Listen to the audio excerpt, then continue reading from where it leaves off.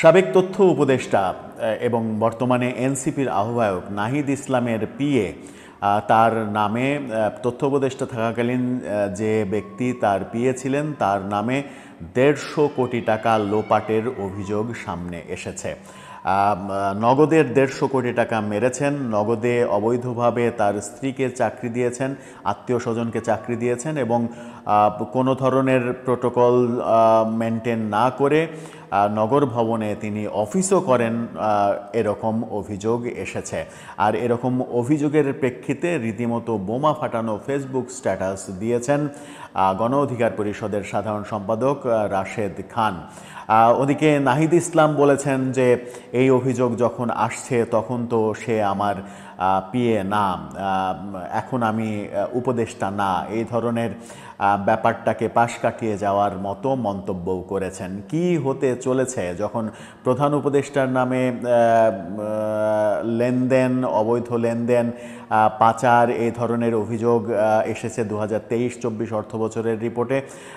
এরপরে আজকে এই নাহিদ ইসলামের পিএর নামে যে অভিযোগ, এর আগে আমরা আসিফ মাহমুদ, সজীব ভুঁইয়া এবং স্বাস্থ্য উপদেষ্টা দুজনের পিএ পিওদের বিরুদ্ধে অভিযোগ দেখেছি, এনসিপি নেতাদের শত শত কোটি টাকার দুর্নীতির অভিযোগ দেখেছি এবং এর পরিপ্রেক্ষিতে সরকারের কোনো কিছু পদক্ষেপ নিতে দেখিনি তখন প্রশ্ন আসছে যে অভিযোগগুলো আসছে কিন্তু অভিযোগগুলো কি ধুলোয় মিশিয়ে দেয়া হচ্ছে?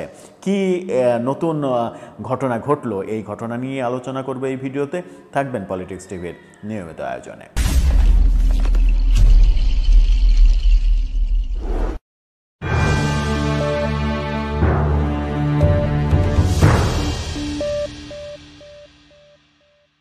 দর্শক, পলিটিক্স টিভির নিয়মিত ভিডিওগুলো স্পন্সর করছে প্রজাপতি.টিভি, নতুন ওটিটি প্ল্যাটফর্ম। আপনারা চাইলে ইউটিউবে, ফেসবুকে, ইনস্টাগ্রামে, টিকটকে দেখে নিতে পারেন। ডেসক্রিপশন বক্সে লিঙ্ক দেওয়া থাকবে, সেখান থেকেও আপনারা দেখে নিতে পারেন প্রজাপতির কার্যক্রম। চলে যাচ্ছি মূল ভিডিওতে। বলছিলাম, সাবেক উপদেষ্টা নাহিদ ইসলাম যখন তথ্য উপদেষ্টা ছিলেন তখন যিনি তার পিএস ছিলেন, নাহিদের সাবেক পিএ, তার বিরুদ্ধে ১৫০ কোটি টাকা বেহাতের অভিযোগ এসেছে। দৈনিক কালের কণ্ঠ সহ বিভিন্ন পত্রিকায় নিউজ করেছে, আপনারা দেখে নিতে পারেন শিরোনামটা।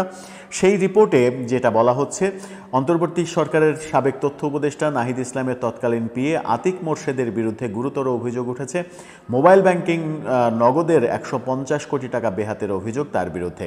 এছাড়া নগদের গুরুত্বপূর্ণ পদে স্ত্রী সহ আত্মীয়দের চাকরি দেওয়ার অভিযোগও তার বিরুদ্ধে।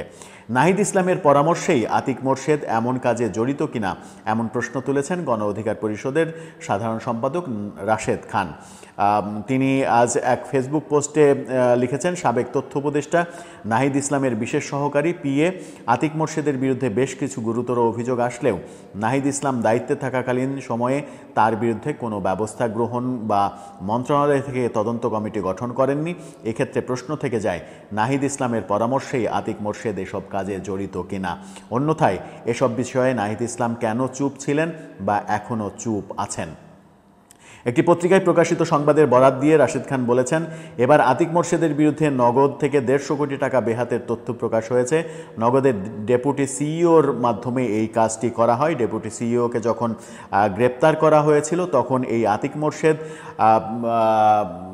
সুপারিশ করে তাকে ডিবি অফিস থেকে ছাড়িয়ে নেওয়ার বন্দোবস্ত করেছিলেন। সুতরাং তাদের মধ্যে যে একটা দহরম মহরম সম্পর্ক আছে সেটাও তুলে ধরেছেন। নগর ভবনের ৬ তলায় একই রুমে নিয়মিত অফিস করছেন আতিক মোর্শেদ এবং নগদের ঊর্ধ্বতন কর্মকর্তা, অথচ আতিক মোর্শেদ নগর ভবনের কোনো কর্মকর্তা নন। এমনকি আতিক মোর্শেদ ক্ষমতার দাপট দেখিয়ে স্ত্রী জাকিয়া সুলতানা জুইকে নগদের ম্যানেজার কমপ্লায়েন্স পদে বসিয়েছেন, চাকরি দিয়েছেন অনেক নিকটাত্মীয়কে। তিনি আরও বলেন, নাহিদ ইসলামের একটা কথা আমাদের প্রায়ই কানে বাজে, আমাদের ডোনেট করছে ধনীরা, অর্থাৎ এনসিপিকে ডোনেট করছে ধনীরা, কিন্তু সেই ধনী কারা? নাহিদ ইসলাম কি পারবে এসবের দায় এড়াতে, আজকেই পুলিশের হাতে আতিক মোর্শেদকে তুলে দিতে? অবশ্যই বিশেষ সহকারী এসব কাজের দায়ভার সুষ্ঠু তদন্ত ছাড়া নাহিদ ইসলামের এড়ানোর কোনো উপায় নেই, এমনটা রাশেদ খান বলেছেন। নাহিদ ইসলাম বলেছেন যে আতিক তো এখন আমার পিএস না, সে কাজ করছে প্রধান উপদেষ্টার আইসিটি বিষয়ক সহকারী ফয়েজ আহমেদ তয়েবের সঙ্গে, তার সঙ্গে কাজ করছে।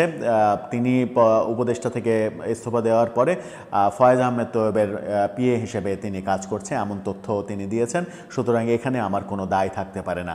রাশেদ খান বলছেন যে উপদেষ্টা থাকাকালীন তার আরও অনেক তার বিরুদ্ধে অভিযোগ ছিল এই পিএর বিরুদ্ধে, কিন্তু নাহিদ ইসলাম কোনো ব্যবস্থা গ্রহণ করেননি। এর ব্যাখ্যা একটাই দাঁড়ায়, নাহিদ ইসলামের যোগসাজশেই এটা করা হয়েছে। যে অভিযোগ আসিফ মাহমুদ সজীব ভুঁইয়ার বিরুদ্ধেও, যে তার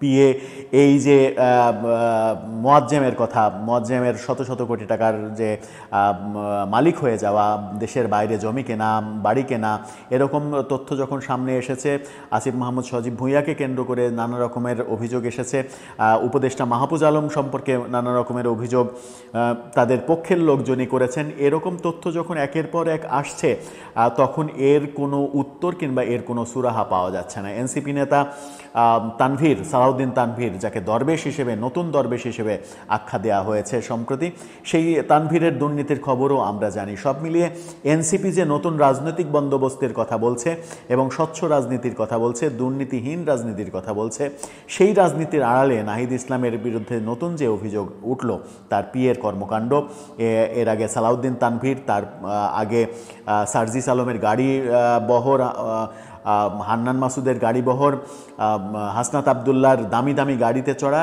এর রসদ কারা যোগাচ্ছে? এনসিপির পেছনে কোটি কোটি টাকা, 5 স্টার হোটেলে যে রমজান মাসে ইফতার মাহফিল আয়োজন, সেই আয়োজনের টাকা বা কারা দিচ্ছে? এই প্রসঙ্গগুলোর সঙ্গে এই প্রসঙ্গগুলো মেলানোর চেষ্টা করছেন অনেকে, এবং সেই সূত্র ধরেই রাশেদ খান বলার চেষ্টা করেছেন এনসিপি এবং এনসিপির নেতারা দুর্নীতির মহাসাগরে নিপতিত হয়েছেন। আদতে নতুন রাজনৈতিক বন্দোবস্তের কি আমরা দেখা পাচ্ছি, নাকি ওই পুরনো কাসুন্দি আমরা ঘাঁটছি? সেই প্রশ্নটা সামনে এসেই যায়। দর্শক, আপনার কি মনে হয়? আপনার মতামত জানিয়ে লিখতে পারেন আমাদের কমেন্ট বক্সে।